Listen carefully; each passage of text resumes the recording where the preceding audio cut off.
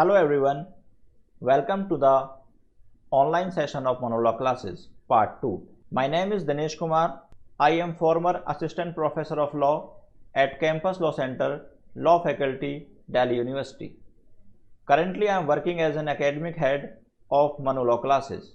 In today's lecture, I will discuss with you the case which I previously discussed, that is Chandigarh Educational Society versus Bar Council of India.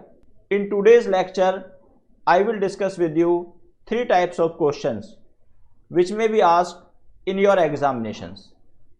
Firstly, I will discuss some important legal terms which have been referred by the Honorable Court in this particular case, and these terms may directly be asked in your examination.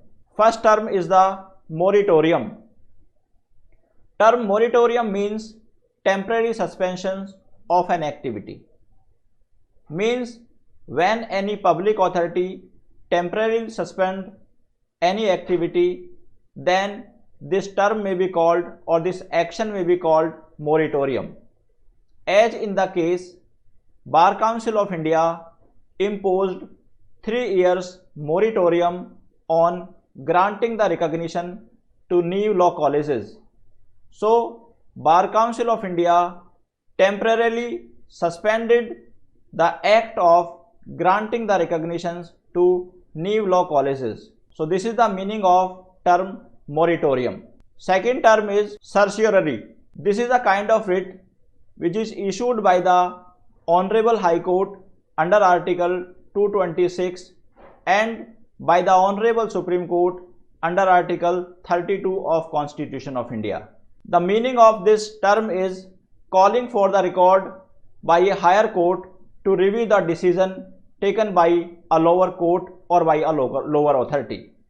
So, this writ is issued when any public authority or by the lower authority takes any decision which is beyond its own jurisdictions.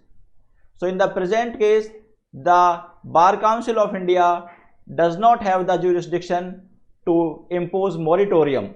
So, it was requested by the petitioner to issue this writ against the respondent, that is Bar Council of India.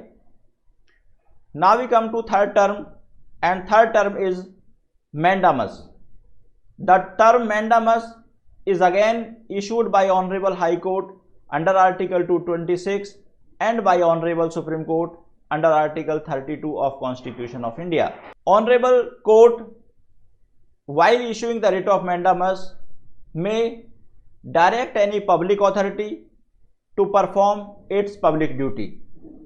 So, this writ is issued when a public authority does not perform its public duty. If we refer to this present case, then Bar Council of India is a public authority, and to grant the recognition to new law colleges is its public duty. That's why petitioner requested to the Honorable High Court to issue the writ of mandamus against the respondent to grant recognition to its law college, because by imposing the moratorium, Bar Council of India violated its public duty. In today's lecture, I will discuss with you two multiple choice questions which are based upon this judgment. The question number 1 is, the Honorable Supreme Court of India in the case of TMA Pai Foundation versus State of Karnataka dated 31st October 2002 has interpreted. There are 5 options in this case. If you have seen my first video which I delivered on this particular topic or particular case, then I elaborately discussed this concept in my previous lecture. So there are 5 options, and out of these 5 options you have to tell which option is correct or which option is most appropriate. Option number 1 is the right of the minorities to establish and administer educational institutions of their choice under Article 29 and 30 of the Constitution. Option number B is prohibition of discrimination on the grounds of religion, race, caste, sex or place of birth under Article 15 of the Constitution. Option number C is abolition of untouchability under Article 17 of the Constitution. Option number D is prohibition of employment of children in factories, etc. under Article 24 of the Constitution. And option number 5 is, or that is option number E, is none of the above. So now you have to find out the correct options. If you have seen my lectures, then you would be able to answer correctly. So the correct option in this question is option 1. Why the option A is correct? Because Honorable Supreme Court in the case of TMA Pai Foundation versus State of Karnataka held that minorities or every citizen of India has the right to establish the educational institutions of their choice. And Honorable Supreme Court particularly referred this case with respect to the minorities in India. So, as per Article 29 and 30 of the Constitution of India, minorities in the country also have the right to establish their educational institutions. Now we come to question number 2. And question number 2 is, which one of the following are the functions of the Bar Council of India under the Advocates Act 1961? Question number 2 has 5 options, and option A provides that laying down the standards of professional conduct and etiquette for advocates.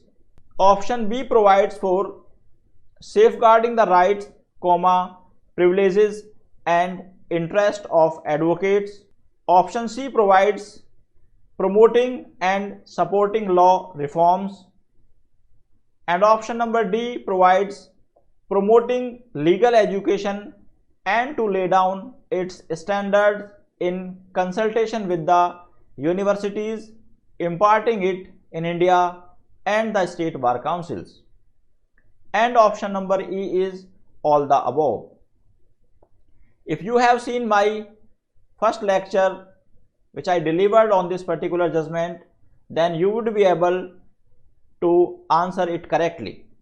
So the correct answer of question number 2 is option E. Why the option E is correct? Option E is correct because as per section 7 of Advocates Act 1961 and Rule 11 of Legal Education Rules 2008, the functions of the bar councils are all the above. Means bar council has to follow the various functions which have been mentioned under section 7 of the Advocates Act 1961, which includes promoting the legal education and regulating the legal educations, etc. So the correct option is E. Now we come to third type of question which are based upon principle and facts. So this type of questions contain the directions. First, you may read the directions. Legal issues are decided under the applicable legal principles such as relevant legal provision, judicial precedents, etc. In layman's language, these are known as legal principles. Read the following legal principles carefully and identify the correct option out of the given multiples. So what the examiner asks in these type of questions, examiners give you a legal principles. These legal principles may be from any law, and here the legal principles in questions may be correct and may not be correct, but you have to answer the question according to the legal principles given in the questions. Although that legal principle may not be correct according to the law. So we have to confine our answers according to the legal principle given in the question. This question contains two principles. Principle number 1 is the functions of the Bar Council of Swaziland are to promote legal education and to lay down its standards in consultation with the universities imparting its territory and with the state bar councils. So in this question, the Bar Council of Swaziland, here the term Swaziland has been used to frame the question, and it is an imaginary term to make the questions. Principle number 2 is Constitution of Swaziland confers fundamental rights to all its citizens to practice any profession or to carry any occupation, trade or business within its territory. So these two principles provides that Principle 1 provides that there is one apex body which promote the legal educations, and Principle 2 provides that the Constitution of Swaziland country gives the right to every citizens to carry out any occupation, trade, business or profession. Now we come to the facts of this question. ABC Education Society applies to the Bar Council of Swaziland for its approval to set up a new law education institute. However, a moratorium for 3 years is imposed by the Bar Council of Swaziland, completely banning the setting up of new law universities with a view to improve the quality of legal education in Swaziland. The action of the Bar Council of Swaziland is, so based upon the principle and based upon the fact, in the given situation you have to decide whether in the given situation the action of Bar Council of Swaziland to impose the moratorium for 3 years for not granting the recognitions to any new university was legally valid or not. So there are two options in this question. Option A is justified. So as per option A, the act of the Bar Council of Swaziland is justified. Why it is justified? I am reading it out for you.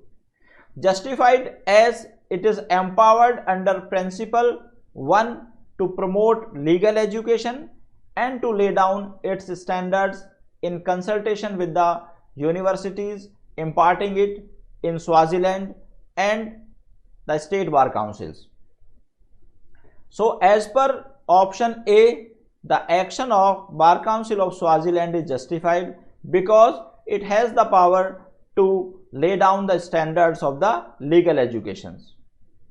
Option B is not justified, means the action of Bar Council of Swaziland is not justified because as the complete ban violates given Principle 2 and also to Principle 1, which does not empower it to impose complete ban on setting up of new law universities. Now, by applying your judicial mind, you people have to decide which of the following option is correct. So in the given question, the correct option is B, means the act of the Bar Council of Swaziland is not justified. Why it is not justified? Because Honorable Punjab and Haryana High Court in the case of Chandigarh Educational Society versus Bar Council of India and others dated 4 December 2020 has held that section 7 subsection 1 subclause H of the Advocates Act 1961 and rule 11 of the Legal Education Rules 2008 empowers Bar Council of India only to regulate the legal education in India, but it does not empower Bar Council of India to impose moratorium upon granting recognitions to new law colleges or new law universities in the country. Means the Bar Council of India or the Bar Council of Swaziland, according to the questions, does not have the power to impose moratorium on the legal education. So that's all for today's lecture series. We will come soon with the next path-breaking judgment and its practice questions. Till then, wish you all the best. Thank you very much.